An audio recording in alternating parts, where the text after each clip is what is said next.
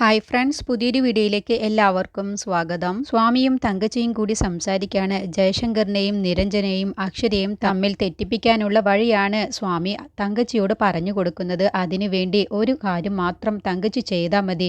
പൊന്നുമണി ഇപ്പോൾ ശരവണനെയും കൂട്ടി നിരഞ്ജൻ്റെ വീട്ടിൽ നിരഞ്ജൻ്റെ അമ്മയോടൊപ്പമാണ് ജീവിക്കുന്നത്. എന്തായാലും അവിടെ ഒരു പ്രശ്നം നടക്കാതിരിക്കില്ല. പൊന്നുമണിക്ക് ശരവണൻ്റെ യഥാർത്ഥ സ്വഭാവം അറിയാത്തത് കൊണ്ടാണ്. കുറച്ച് കഴിയുമ്പോൾ താനേ പൊന്നുമണി അത് അനുഭവിച്ചോളും. പക്ഷെ അതിൻ്റെ മുന്നേ പൊന്നുമണിയുടെ വീട്ടിലേക്ക് ശരവണൻ്റെ ആദ്യ ഭാര്യയെ എങ്ങനെയെങ്കിലും കണ്ടുപിടിച്ച് കൊണ്ടുവരണം. അങ്ങനെയാകുമ്പോൾ പിന്നെ അവിടെ സ്വാഭാവികമായും പ്രശ്നം നടക്കും. അതിൽ പിന്നെ നിരഞ്ജൻ്റെ അമ്മയും ഇടപെടും, നിരഞ്ജനും അക്ഷരയും ഇടപെടും. അതോടുകൂടി ജയശങ്കർ സാറിന് അതെന്തായാലും സഹിക്കില്ല. അപ്പോൾ പിന്നെ അവർക്ക് പിന്നെ അവിടെ നിൽക്കാൻ പോലും കഴിയാത്ത അവസ്ഥ വരും. ജയശങ്കർ സാർ അവരെ രണ്ടുപേരെയും പുറത്താക്കുകയും ചെയ്യും. അതിനുള്ള വഴിയാണ് ഞാനിപ്പോൾ തങ്കച്ചിക്ക് പറഞ്ഞു തന്നിട്ടുള്ളത്. തങ്കച്ചി എങ്ങനെയെങ്കിലും ശരവണൻ്റെ ആദ്യ ഭാര്യയെ കണ്ടുപിടിച്ച് ആ പൊന്നുമണിയുടെ മുന്നിലേക്ക് കൊണ്ടുവരണം. ഏത് ഭാര്യയ്ക്കും സഹിക്കാൻ പറ്റാത്ത കാര്യമാണല്ലോ ഭർത്താവ് മറ്റൊരുത്തിയുടെ കൂടെ താമസിക്കുന്നത്. അതെന്തായാലും ചെമ്പകത്തിനും ഇഷ്ടപ്പെടില്ല. അതുകൊണ്ട് തങ്കച്ചി എങ്ങനെയെങ്കിലും ചെമ്പകത്തെ കണ്ടുപിടിച്ച് ശരവണൻ താമസിക്കുന്ന പൊന്നുമണിയുടെ വീട്ടിലേക്ക് കൊണ്ടുവരണം. അപ്പോൾ തങ്കച്ചി പറയണേ, ഇത് എൻ്റെ സ്റ്റാറ്റസിന് പറ്റിയതൊന്നുമല്ല, എന്നാലും ഞാനൊന്ന് ശ്രമിച്ചു നോക്കാം. ആ നിരഞ്ജനും അക്ഷരയും ജയശങ്കറും തമ്മിൽ തെറ്റിപ്പിരിയണം. അതിനു വേണ്ടി മാത്രമാണ്, ഞാൻ ഉദ്ദേശിച്ചതുപോലെ കാര്യങ്ങൾ നടക്കാൻ വേണ്ടി മാത്രമാണ് സ്വാമി പറഞ്ഞതുപോലെ ഞാൻ ചെയ്തോളാം എന്ന് പറഞ്ഞിട്ടാണ് അവരവിടെ നിന്നും പിരിയുന്നത്. പിന്നീട് പ്രിയ നിത്യയുടെ ആൽബം എടുത്ത് നിത്യയുടെ ഫോട്ടോസൊക്കെ നോക്കുകയാണ്. ആ സമയത്ത് പ്രിയയിലുള്ള നിത്യയുടെ ആത്മാവ് അന്നത്തെ കാര്യങ്ങളെക്കുറിച്ചൊക്കെ ഓർക്കുകയാണ്. ശരത്ത് നിത്യയെ കൊല്ലുന്നത്, കഴുത്ത് നെരുക്കി കൊല്ലുന്നതും അതിനെക്കുറിച്ചൊക്കെ പകയോട് കൂടിയാണ് പ്രിയയിലുള്ള നിത്യയുടെ ആത്മാവ് ആലോചിക്കുന്നത്. അങ്ങനെ ആലോചിച്ച് ആൽബത്തിൽ തന്നെ നോക്കിയിരിക്കുമ്പോഴാണ് പെട്ടെന്ന് പുറകിലൂടെ ശരത്ത് വരുന്നത്. അപ്പോൾ ശരത്തിന് പ്രിയ ഇരിക്കുന്നത് കാണുമ്പോൾ ഇവളെ എങ്ങനെയെങ്കിലും വശത്താക്കണം എന്നുള്ള ഉദ്ദേശത്തിലാണ് ശരത്ത് വരുന്നത്. എന്നിട്ട് ഒന്നും അറിയാത്ത ഭാവത്തിൽ, അയ്യോ ഇത് പ്രിയ ആയിരുന്നോ? അതെ ഞാനാണ്. എന്താണ് സംഭവം? അല്ല, എനിക്ക് പെട്ടെന്ന് നിത്യ ഇരിക്കുന്നത് പോലെയാണ് തോന്നുന്നത്. ഞാൻ നിത്യയാണെന്ന് കരുതി ഞാനിപ്പോൾ പ്രിയയെ കെട്ടിപ്പിടിച്ചവന്. അങ്ങനെയാണെങ്കിൽ ഞാൻ സൂക്ഷിക്കേണ്ടി വരുമല്ലോ. അയ്യോ ഞാൻ അത്തരക്കാരനല്ല, എന്നെ പേടിക്കൊന്നും വേണ്ട. എനിക്കങ്ങനെ മോശം സ്വഭാവമൊന്നുമില്ല. പ്രിയ ഒന്നുകൊണ്ടും പേടിക്കണ്ട. എന്നെ കണ്ട് പേടിക്കുകയൊന്നും വേണ്ട. എനിക്ക് പ്രിയയെ കണ്ടപ്പോൾ ശരിക്കും നിത്യയെ പോലെയാണ് തോന്നിയത്, നിത്യക്കുട്ടിയെ പോലെയാണ് തോന്നിയത്. നിത്യക്കുട്ടിയെ ഞാൻ അത്രമാത്രം അധികം സ്നേഹിച്ചിരുന്നു. അല്ല, അങ്ങനെയാണെങ്കിൽ അബദ്ധം പറ്റാമല്ലോ ശരത്തിന്? ഇല്ല, എനിക്ക് അബദ്ധം പറ്റാതെ ഞാൻ സൂക്ഷിച്ചോളാം. അല്ല, ഇനിയിപ്പോൾ കുറച്ച് കഴിഞ്ഞാൽ ശരത്തിന് തോന്നും എന്നെ കല്യാണം കഴിക്കണമെന്ന് തോന്നാലോ. അല്ല, എന്നെ അല്ല കല്യാണം കഴിക്കാൻ ശരത്ത് ആഗ്രഹിക്കുന്നത്. എന്നെ കാണുന്നത് ശരത്ത് നിത്യയായിട്ടാണല്ലോ. അപ്പോൾ നിത്യയെ കല്യാണം കഴിക്കാൻ വീണ്ടും ശരത്തിന് ആഗ്രഹം ഉണ്ടാകുമല്ലോ. അപ്പോൾ ശരത്ത് പറയാൻ അതിന് സാധ്യതയുണ്ട്. പ്രിയ, നിനക്കൊരു കാര്യം അറിയുമോ? ഈ ലോകത്ത് ഏറ്റവും കൂടുതൽ ഞാൻ സ്നേഹിച്ചിരുന്നത് നിത്യയാണ്. എന്നിട്ട് ആ നിത്യ ആരോടും പറയാതെ പെട്ടെന്ന് ഒരു ദിവസം ഇറങ്ങിപ്പോകുമെന്ന് ഞാൻ പ്രതീക്ഷിച്ചിരുന്നില്ല. കല്യാണം കഴിക്കാൻ ഞാൻ അത്രമാത്രം ആഗ്രഹിച്ചിരുന്നു. അത് കേട്ടപ്പോൾ പ്രിയ ചോദിക്കുകയാണ്, അല്ല ശരത്ത് പറഞ്ഞു വരുന്നത് എന്താണ്? ഞാനിപ്പോൾ എന്താണ് വേണ്ടത്? അപ്പോൾ ശരത്ത് പറയുന്നത്, അല്ല പ്രിയ, ഈ വീട്ടിൽ എൻ്റെ മനസ്സ് അറിയുന്ന ആരും തന്നെ ഇല്ല. അതുകൊണ്ട് പ്രിയ അങ്ങനെ ഒരു ആളായി മാറണം എന്നാണ് ഞാൻ പറഞ്ഞു വരുന്നത്. അത് കേട്ടപ്പോൾ പ്രിയ പറയാണ്, എനിക്ക് ശരത്ത് പറഞ്ഞത് മനസ്സിലാവുന്നുണ്ട്. ശരത്തിന്റെ പ്രയാസം എനിക്ക് മനസ്സിലാകുന്നുണ്ട്. അതുകൊണ്ട് എന്നെക്കൊണ്ട് കഴിയുന്ന പോലത്തെ സഹായം ഞാൻ ചെയ്തു തരാം. അപ്പോൾ ശരത്ത് പറയണേ, എന്ത് സഹായം? അപ്പോൾ പ്രിയ പറയണേ, ഉദാഹരണത്തിന് എന്നും പറഞ്ഞുകൊണ്ട് നിത്യയുടെ പുറകിലുള്ള ഫോട്ടോയിൽ നിത്യ മുടി ഫ്രണ്ടിലേക്ക് കുറച്ച് ഇട്ട് നിൽക്കുന്ന അതുപോലെ തന്നെ പ്രിയ അങ്ങ് മുടി ഇട്ട ശേഷം ശരത്തിനെ തന്നെ ദഹിച്ചു പോകുന്ന രീതിയിൽ അങ്ങ് നോക്കുകയാണ് കേട്ടോ. അതോടുകൂടി ശരത്ത് പെട്ടെന്ന് അങ്ങ് പേടിക്കുകയാണ്. ശരിക്കും നിത്യയെ പോലെ തോന്നുന്നുണ്ടല്ലോ എന്നുള്ള ഭാവത്തിൽ കേട്ടോ. ഇതുപോലെയുള്ള പോസിൽ എൻ്റെ ഹെയർ ഇടാം, ഇതുപോലെയല്ലേ ശരത്തിന്റെ നിത്യ മുടി ഫ്രണ്ടിലേക്ക് ഇടാറുള്ളത്. അപ്പോൾ ശരത്ത് പതർച്ചയോട് കൂടി പറയണേ, ഇങ്ങനെയൊന്നും ചെയ്തില്ലെങ്കിലും എനിക്ക് പ്രിയയെ കണ്ടാൽ നിത്യയായിട്ട് തന്നെ തോന്നും. അപ്പോൾ എന്തിനാ ശരത്ത് ഇങ്ങനെ പേടിക്കുന്നത്? അതിന് ഏറ്റവും പ്രിയപ്പെട്ടവളായിരുന്നല്ലോ നിത്യ, പിന്നെ എന്തിനാ ഇങ്ങനെ പേടിക്കുന്നത്? അതെ, എനിക്ക് നിത്യ വേണ്ടപ്പെട്ടവൾ തന്നെയായിരുന്നു. പക്ഷേ എന്നാലും ഇങ്ങനത്തെ വേഷപ്പകർച്ചയൊന്നും വേണ്ട. അപ്പോൾ പ്രിയ പറയണ, വേണ്ടെങ്കിൽ വേണ്ട. അപ്പോഴത്തേക്കും ദേവിക അവിടേക്ക് വരികയാണ്. ആ കുറുക്കൻ്റെ കണ്ണ് എപ്പോഴും കോഴിക്കൂട്ടിൽ തന്നെ ആയിരിക്കും. ആ സ്വഭാവം നിന്റെ മാറണമെങ്കിൽ നീ ചാവണം. പുറത്ത് നീ എന്ത് വേഷം വേണമെങ്കിലും ചെയ്തോ, പക്ഷേ പ്രിയോട് നീ മോശമായിട്ടെങ്ങാനും പെരുമാറിയാൽ എൻ്റെ സ്വഭാവം അങ്ങ് മാറും. അപ്പോൾ ശരത്ത് പറയണ, ഞാൻ മോശമായിട്ടൊന്നും പെരുമാറിയിട്ടില്ല, ഞാൻ അത്തരക്കാരനൊന്നുമല്ല. വേണമെങ്കിൽ ഇനി സംശയമുണ്ടെങ്കിൽ പ്രിയോട് തന്നെ ചോദിച്ചു നോക്ക്. അപ്പോൾ പ്രിയ പറയണ, എന്നോട് മോശമായിട്ട് പെരുമാറി? ഞാൻ എപ്പോഴാണ് നിന്നോട് മോശമായിട്ട് പെരുമാറിയത്?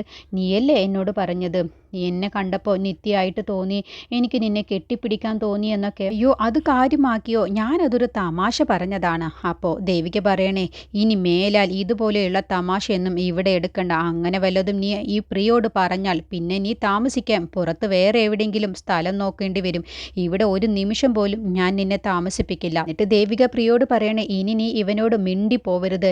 ഇവൻ അടുത്തുകൂടി പോയാൽ പോലും കൊടും വിഷമാണ്, ഇൻഫെക്ഷനായി മാറും. അതുകൊണ്ട് നീ ഇനി ഇവനോട് സംസാരിച്ചു പോവരുത് എന്ന് പറയുമ്പോൾ പ്രിയ, ഇല്ല ഞാൻ ഇനി ഇവനോട് സംസാരിക്കില്ല എന്നും പറഞ്ഞ് അകത്ത് പോവാണ്. അപ്പോഴത്തേക്കും പാർവതി അവിടേക്ക് വരികയാണ്. എന്നിട്ട് പാർവതിയോട് ശരത്ത് പറയണേ, നിത്യയുടെ കൊണ്ട് നടന്ന് അവളെ ഇല്ലാതാക്കി, ഇനിയിപ്പോ ആ പ്രിയ എന്ന് പറഞ്ഞ പെൺകുട്ടിയെയും ഇല്ലാതാക്കുമെന്നാണ് എനിക്ക് തോന്നുന്നത് പറഞ്ഞ് ശരത്ത് അവിടെ നിന്നും പോവാണ്. അപ്പോഴത്തേക്കും പാർവതിക്ക് ദേഷ്യം പിടിച്ച്, നീ കൂടുതൽ പ്രിയയുടെ കാര്യത്തിൽ ഇങ്ങനെ രക്ഷിതാവ് ചമയേണ്ട. ഞങ്ങൾ എല്ലാവരും പ്രിയയെ കാണുന്നത് നിത്യയുടെ സ്ഥാനത്താണ്.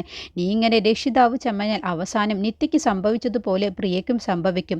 അതുകൊണ്ട് നീ ഇനി അവളുടെ കാര്യത്തിൽ ഉത്തരവാദിത്തം ചമയേണ്ട എന്ന് പറഞ്ഞപ്പോൾ, എന്താ അമ്മ പറഞ്ഞത്? നിത്യയ്ക്ക് സംഭവിച്ചത് അത് ഞാൻ കാരണമല്ല, അമ്മ കാരണമാണ്. അമ്മ ഒരാൾ കാരണമാണ് ഇന്ന് നിത്യ ഇല്ലാതായത്. ഒരിക്കലും ഈ വീട്ടിൽ താമസിപ്പിക്കാൻ പാടില്ലാത്ത ഒരുത്തനെ ഇവിടെ താമസിപ്പിച്ചത് കൊണ്ടാണ് നിത്യ മോള് ഇന്ന് ഇല്ലാതായത്. അതിന് ഉത്തരവാദി അമ്മ തന്നെയാണ്. എന്തായാലും പ്രിയയുടെ കാര്യത്തിൽ ഞാൻ ആ രക്ഷിതാവ് ചമയും. അത് എന്തുകൊണ്ടാണെന്നോ, നിത്യ മോൾക്ക് സംഭവിച്ചതുപോലെ ഇനി ഈ വീട്ടിൽ ഒരു ദുരന്തം ആർക്കും വരാതിരിക്കാൻ വേണ്ടി ഇവിടെ ഓരോരുത്തരുടെയും രക്ഷിതാവ് ഞാൻ തന്നെയാണ്. നിങ്ങളുടെ എല്ലാവരുടെയും ഉത്തരവാദിത്വം ഞാനാണ് ഏറ്റെടുത്തിട്ടുള്ളത്. അതുകൊണ്ട് ഇനി ഈ വീട്ടിൽ നിത്യയ്ക്ക് സംഭവിച്ചതുപോലത്തെ ഒരു ദുരന്തം ഇനി സംഭവിക്കാൻ ഞാൻ സമ്മതിക്കില്ല. അമ്മ ഒരു കാര്യം അവനോട് ചെന്ന് പറഞ്ഞേക്ക്, പ്രിയയെ എന്നിൽ നിന്നും കുത്തിയെടുത്ത് പാർക്കാൻ അവനെ ഞാൻ സമ്മതിക്കില്ല എന്ന്. അവളുടെ ഉത്തരവാദിത്വം എനിക്ക് തന്നെയാണ്.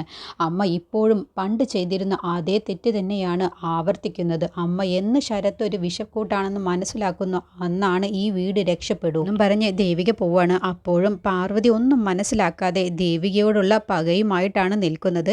പിന്നീട് നിരഞ്ജന്റെ അമ്മയെ പൊന്നുമണി ശരിക്കും ഒരു വേലക്കാരിയായിട്ടാണ് കാണുന്നത്. വീട്ടിലെ എല്ലാ ജോലികളും നിരഞ്ജന്റെ അമ്മയെ കൊണ്ട് ചെയ്യിപ്പിക്കുകയാണ്. അങ്ങനെ വിഷമത്തോടുകൂടി നിരഞ്ജന്റെ അമ്മ ഇരിക്കുമ്പോഴാണ് ഫോണിലേക്ക് അക്ഷര വിളിക്കുന്നത്. എന്നിട്ട് സുഖവിവരങ്ങൾ ചോദിച്ചറിയുമ്പോഴാണ് പൊന്നുമണി വന്ന് ഫോൺ തട്ടിപ്പറിച്ച് വാങ്ങുകയാണ്. എന്നിട്ട് ചോദിക്കുകയാണ്, എന്തിനാണാവോ അമ്മായിക്ക് ഇങ്ങനെ വിളിക്കുന്നത്? ഇവിടെ ഈ വീട്ടിൽ പ്രശ്നമുണ്ടാക്കാനായിരിക്കുമല്ലേ, എരിവിരി കയറ്റാൻ വേണ്ടി ആയിരിക്കുമല്ലേ, അത് എൻ്റെ സ്വഭാവമല്ലടി എന്ന് അക്ഷര പറയട്ടോ. അപ്പോൾ അല്ല, നീ എന്തിനാണ് അമ്മായിയെ ഇങ്ങനെ ബുദ്ധിമുട്ടിക്കുന്നത്? പിന്നെ ഇവിടെ നിൽക്കണമെങ്കിൽ ഞാൻ പറയുന്നത് പോലെ അനുസരിക്കണം. അല്ല എന്നുണ്ടെങ്കിൽ നിങ്ങളുടെ അമ്മയെ ഇവിടെ നിന്ന് കൊണ്ടുപോയിക്കോ.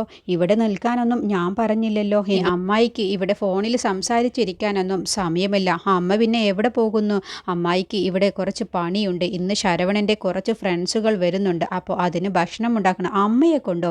പിന്നെ എനിക്ക് പിന്നെ ഉണ്ടാക്കാൻ കഴിയുമോ? നിങ്ങൾ വന്ന് ഉണ്ടാക്കി തായോ എന്ന് കേട്ടപ്പോൾ അക്ഷരക്കങ്ങ് ദേഷ്യം പിടിക്കാണ്. എടി, ഫോണിലായത് നിന്റെ ഭാഗ്യം, അല്ലായിരുന്നെങ്കിൽ നിന്റെ കാരണം നോക്കി ഒന്നങ്ങ് പൊട്ടിച്ചേനെ. വെറുതെ അങ്ങ് പേടിപ്പിക്കാനൊന്നും നിൽക്കണ്ട. അങ്ങനെ പൊന്നുമണി കുറേ പേടിച്ചിട്ടുണ്ട്. ഇനി പൊന്നുമണിയെ അതിന് കിട്ടില്ല. നിങ്ങളുടെ അമ്മയെ കൊണ്ട് ഇവിടെ ജോലി ചെയ്യിപ്പിക്കേണ്ട എന്നുണ്ടെങ്കിൽ ഇവിടെ വന്ന് വിളിച്ചുകൊണ്ട് പോയിക്കോ. സ്വന്തം മക്കളെ കൂടെ തന്നെയല്ലേ അമ്മമാർ നിൽക്കേണ്ടത്. അല്ലാതെ ഇവിടെ ഞാൻ പറയുന്നത് പോലെ അനുസരിച്ചില്ല എന്നുണ്ടെങ്കിൽ ചെയ്യാൻ പറ്റുന്നതൊക്കെ ഞാൻ അങ്ങ് ചെയ്യും. അത് കേട്ടപ്പോൾ അക്ഷര പറയണേ, നീ അമ്മായെ കൊണ്ട് ഒരു ഗ്ലാസ് കഴുകിപ്പിച്ചു എന്ന് ഞാൻ അറിഞ്ഞാൽ നീ അതിനുള്ളത് അനുഭവിക്കും. വെറുതെ ഭീഷണിപ്പെടുത്താതെ ഫോൺ വെച്ചിട്ട് പോ എന്നും പറഞ്ഞ് ഫോൺ അങ്ങ് കട്ടാക്കുകയാണ് പൊന്നുമണി. എന്നിട്ട് അമ്മായിയുടെ കയ്യിൽ വെച്ചിട്ട് ഞാൻ പറഞ്ഞതുപോലെ ചെയ്യാൻ നോക്ക് എന്നും പറഞ്ഞ് ജാടയോടുകൂടി പൊന്നുമണി അകത്തേക്ക് പോവാട്ടോ. അങ്ങനെ അക്ഷരയ്ക്ക് അത് കേട്ടപ്പോൾ വല്ലാത്ത വിഷമാവാണ്. അങ്ങനെ അക്ഷര എല്ലാ കാര്യങ്ങളും നിരഞ്ജനോട് പറയാണ്. അത് കേട്ട നിരഞ്ജന് ദേഷ്യം പിടിച്ചിട്ട് അമ്മയുടെ അടുത്തേക്ക് പോകാൻ ഒരുങ്ങാണ്ട്. അപ്പോഴത്തേക്കും കാഞ്ചന വരികയാണ്. എന്താണെന്ന് ചോദിക്കുമ്പോൾ കാര്യങ്ങളൊക്കെ അക്ഷര പറയാണ്. ഇതിപ്പോൾ വലിയ പ്രശ്നമായി മാറുമല്ലോ. പിന്നെ തനിച്ചെന്തായാലും നിരഞ്ജൻ അവിടേക്ക് പോവണ്ട, അക്ഷര കൂടി പൊയ്ക്കോ എന്ന് പറയുമ്പോൾ, വേണ്ട ഞാൻ തന്നെ പൊയ്ക്കോളാം. എൻ്റെ അമ്മയോട് ഇങ്ങനെയൊക്കെ പെരുമാറിയിട്ട് ഞാൻ അങ്ങനെ വെറുതെ ഇരിക്കാനൊന്നും പോകുന്നില്ല. എന്തായാലും ഇപ്പോൾ വരണ്ട എന്ന് പറഞ്ഞ് നിരഞ്ജൻ തനിച്ചു പോവുകയാണ്. അപ്പോൾ കാഞ്ചനം പറയണേ, എന്തായാലും ശരവണൻ അത്ര നല്ലവനൊന്നുമല്ല, അതുകൊണ്ട് നിരഞ്ജൻ അവിടേക്ക് തനിച്ചു പോയാൽ ശരിയാവില്ല. ഞാൻ വിശാലിനെ ഒന്ന് ഫോൺ വിളിക്കട്ടെ, വിശാൽ കൂടി നിരഞ്ജനോടൊപ്പം പോകുന്നത് എന്തുകൊണ്ടും നല്ലതാണെന്ന് പറഞ്ഞ് കാഞ്ചന വിശാലിനെ ഫോൺ വിളിക്കാനും പോവാണ്. അപ്പോഴത്തേക്കും ജയശങ്കർ അവിടേക്ക് വരികയാണ്. എവിടേക്കാണാവോ നിരഞ്ജൻ പോയത്? നീ എന്താ അവനോടൊപ്പം പോകുന്നില്ലേ? ഞാൻ നിങ്ങളോട് എത്ര പറഞ്ഞാലും നിങ്ങൾ മനസ്സിലാക്കില്ല. എൻ്റെ അനുഭവം കൊണ്ടാണ് ഞാൻ നിങ്ങളോട് പറയുന്നത്. ആ ശരവണൻ അത്രയ്ക്ക് നല്ലതൊന്നുമല്ല. പിന്നെ വെറുതെ അവൻ്റെ കാര്യത്തിലും പൊന്നുമണിയുടെ കാര്യത്തിലും ഇടപെട്ട് നാട്ടുകാരുടെ മുന്നിൽ നാറാൻ നിൽക്കണ്ട. അതുകൊണ്ടാണ് ഞാൻ പറയുന്നത്. ആദ്യം ഒരു കാര്യം മനസ്സിലാക്കുക, അദ്ദേഹം അങ്ങനെ ഇങ്ങനെയുള്ള കാര്യങ്ങളിലൊന്നും പോയി പോയി ചാടില്ല. എനിക്കതിൽ നല്ല വിശ്വാസമുണ്ട്. ആദ്യം ഡാഡി ഈ വീടും സ്ഥലവും പിടിച്ചെടുക്കാൻ നോക്ക്. ഇപ്പോഴും കടക്കാരുടെ കയ്യിലല്ലേ, അതാദ്യം ഡാഡി നോക്ക്.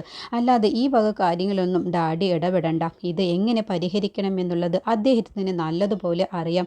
ഡാഡി വെറുതെ അതോർത്ത് ടെൻഷൻ ആവണ്ട എന്നും പറഞ്ഞ് അക്ഷര പോവാണ്. പിന്നീട് പ്രേമയുടെ അടുത്തേക്ക് ചന്ദ്ര വരികയാണ്. എന്നിട്ട് പറയാണ്, പ്രേമേച്ചി പറഞ്ഞതുപോലെയുള്ള ഡിമാൻഡിന് ഞാൻ തയ്യാറാണ്. വിഷ്ണുവിനെ പുറത്തിറക്കണം. ഞാൻ പ്രേമേച്ചി പറഞ്ഞതുപോലെ തന്നെ ഡിവോഴ്സ് പേപ്പറിൽ ഒപ്പിട്ട് തരാം എന്ന് പറഞ്ഞപ്പോൾ പ്രേമ തന്നെ അങ്ങ് ഞെട്ടിപ്പോവാണ്. സന്തോഷമായിട്ട് പ്രേമ ചോദിക്കുകയാണ്, നീ ഇപ്പോൾ പറഞ്ഞതുപോലെ നീ ചെയ്യുമെങ്കിൽ ഞാൻ സിദ്ധുവിനെ കൊണ്ട് വിഷ്ണുവിനെ പുറത്തിറക്കിപ്പിച്ചോളാം. പക്ഷേ നീ പിന്നീട് വാക്ക് മാറരുത്. ഇല്ല, ഞാനൊരു വാക്ക് പറഞ്ഞാൽ ഞാൻ ആ വാക്കിൽ തന്നെ ഉറച്ചു നിൽക്കും. അല്ല, ഞങ്ങൾക്ക് എല്ലാവർക്കും നിന്നെ നല്ല പോലെ അറിയാം, അതുകൊണ്ടാണ് പറയുന്നത്. ഇല്ല, ഇക്കാര്യത്തിൽ ഞാൻ എന്തായാലും വാക്ക് മാറില്ല. നീ അഥവാ വാക്ക് മാറിയാൽ പിന്നെ ഞാൻ നിന്നെ അരിഞ്ഞു കളയും. ഇല്ല, ഞാൻ വാക്ക് മാറില്ല. എങ്കിൽ നീ ഒന്ന് ഓർത്തോ, വിഷ്ണുവിനെ പുറത്തിറക്കുന്ന കാര്യത്തിൽ സിദ്ധു തന്നെ ഒരു തീരുമാനമെടുക്കും. സിദ്ധു വാക്കാലറ്റ് ഏറ്റെടുത്താൽ പിന്നെ വിഷ്ണു പുറത്തിറങ്ങി എന്ന് തന്നെ നീ കൂട്ടിക്കോ. സിദ്ധുവിനെ കുറിച്ച് നിനക്ക് അറിയാവുന്നതല്ലേ. നീ എന്തായാലും നീ പറഞ്ഞ വാക്ക് പാലിക്കാൻ നോക്ക് എന്നും പറഞ്ഞ് പ്രേമ നേരൻ്റെയും രംഗൻ്റെയും അടുത്തേക്ക് പോവാണ്. എന്നിട്ട് ചന്ദ്ര പറഞ്ഞ കാര്യങ്ങൾ പറയണ വിഷ്ണുവിനെ പുറത്തിറക്കാൻ വേണ്ടി സിദ്ധു കേസ് ഏറ്റെടുത്താൽ അവൾ പറഞ്ഞതുപോലെ തന്നെ അവൾ ഡിവോഴ്സ് പേപ്പറിൽ ഒപ്പിടാമെന്നാണ് പറയുന്നത്. അപ്പോൾ രംഗം പറയണേ, നിനക്ക് അവളുടെ സ്വഭാവം ശരിക്കും അറിയാവുന്നതല്ലേ. അവൾ വിഷ്ണുവിനെ പുറത്തിറക്കാൻ വേണ്ടി അങ്ങനെയൊക്കെ പറയും, ഡിവോഴ്സ് പേപ്പറിൽ ഒപ്പിടുകയും ചെയ്യും. പിന്നീട് കോടതിയിൽ എത്തിയാലാവും അവൾ പറയും ഡിവോഴ്സിന് എനിക്ക് സമ്മതമല്ല എന്ന്. അതാണ് അവളുടെ സ്വഭാവം. അപ്പോൾ പ്രേമ പറയാൻ, അങ്ങനെ പറഞ്ഞാൽ പിന്നെ ഒരു രക്ഷയുമില്ല. പക്ഷേ അവൾ ഇവിടെ നിന്നും ഒഴിഞ്ഞു പോകുന്നുണ്ടെങ്കിൽ അതൊരു നല്ല കാര്യം തന്നെയല്ലേ. നമ്മളെല്ലാവരും ആഗ്രഹിക്കുന്ന ഒരു കാര്യമല്ലേ ആ ബാധ ഈ വീട്ടിൽ നിന്നും ഒഴിഞ്ഞു പോകണമെന്നുള്ളത്. അതുകൊണ്ട് രണ്ടും കൽപ്പിച്ച് ഇക്കാര്യത്തിലങ്ങ് നമുക്ക് സമ്മതം കൊടുക്കാം. സിദ്ധുവിനെ കൊണ്ട് ഞാൻ എങ്ങനെയെങ്കിലും സമ്മതിപ്പിച്ചോളാം. അപ്പോൾ രംഗം പറയണ, സിദ്ധു അതിന് സമ്മതിക്കുമെന്ന് നിനക്ക് തോന്നുന്നുണ്ടോ? അപ്പോൾ പ്രേമ പറയണേ, ഞാൻ എങ്ങനെയെങ്കിലും സിദ്ധുവിനെ കൊണ്ട് സമ്മതിപ്പിച്ചോളാം എന്ന് പറഞ്ഞ് നേരെ സിദ്ധുവിൻ്റെ അടുത്തേക്ക് പ്രേമ ചെല്ലാണ്. എന്നിട്ട് സിദ്ധുവിനോട് കാര്യം പറയാണ്. സിദ്ധു, ഞാൻ ചന്ദ്രയോട് പറഞ്ഞ കാര്യത്തിന് അവൾക്ക് സമ്മതമാണത്രേ. നീ വിഷ്ണുവിനെ പുറത്തിറക്കി കൊടുത്താൽ അവൾ ഡിവോഴ്സ് പേപ്പറിൽ ഒപ്പിടാം എന്നാണ് പറഞ്ഞിട്ടുള്ളത്. നീ എങ്ങനെയെങ്കിലും വിഷ്ണുവിനെ പുറത്തിറക്കി കൊടുക്ക് എന്ന് പറയുമ്പോഴത്തേക്കും ഇത് ദേഷ്യപ്പെടുകയാണ്. എന്താണ് പ്രേമേച്ചി ഈ പറയുന്നത്? അവളുടെ സ്വഭാവം എന്നെക്കാളും കൂടുതൽ ചേച്ചിക്ക് അറിയാവുന്നതല്ലേ. അവൾ വിഷ്ണുവിനെ പുറത്തിറക്കാൻ വേണ്ടിയാണ് അങ്ങനെയൊക്കെ പറയുന്നത്. അല്ലാതെ അവൾ ഒരിക്കലും ഡിവോഴ്സ് പേപ്പറിൽ ഒപ്പിട്ട് പിന്നീട് കോടതിയിലെത്തിയാൽ അവൾ വാക്ക് മാറ്റി പറയും. അവളുടെ സ്വഭാവം ചേച്ചിക്ക് നല്ലതുപോലെ അറിയാവുന്നതല്ലേ എന്ന് പറഞ്ഞപ്പോൾ പ്രേമ പറയണേ, നീ ഞാൻ പറയുന്നതൊന്ന് കേൾക്ക്. വിഷ്ണുവിനെ പുറത്തിറക്കി കൊടുത്താൽ അവൾ ഡിവോഴ്സ് പേപ്പറിൽ ഒപ്പിടാമെന്നും പറഞ്ഞിട്ടുണ്ട്. ഈ വീട്ടിൽ നിന്നും പോവാമെന്നും പറഞ്ഞിട്ടുണ്ട്. തൽക്കാലം ഇപ്പോൾ അവൾ പറയുന്നത് നമുക്ക് വിശ്വസിക്കാം. അവൾ അങ്ങനെ ചെയ്തില്ലെങ്കിൽ നമുക്ക് പിന്നെ മറ്റെന്തെങ്കിലും വഴി നോക്കാം. ആദ്യം ഒരു പരീക്ഷണം എന്ന നിലയ്ക്ക് അവൾ പറയുന്നത് ചെയ്യാം. വിഷ്ണുവിനെ ഒന്ന് പുറത്തിറക്കി കാണിച്ചു കൊടുക്ക്. അപ്പോൾ പിന്നെ നമ്മൾ ആഗ്രഹിച്ചതുപോലെ അവൾ ഡിവോഴ്സ് പേപ്പറിൽ ഒപ്പിട്ട ശേഷം ഈ വീട്ടിൽ നിന്നും എന്നേക്കുമായി ഒഴിഞ്ഞു പോയെങ്കിലോ. നീ ഒന്ന് നോക്ക് എന്ന് പറയുമ്പോൾ സിദ്ധു പിന്നെ പ്രേമയുടെ വാക്ക് പിന്നെ ധിക്കരിക്കാതെ അതിന് സമ്മതം മൂളുകയാണ്. ഇതിനെക്കുറിച്ചുള്ള ബാക്കി റിവ്യൂ അടുത്ത വീഡിയോയിൽ പറയാം.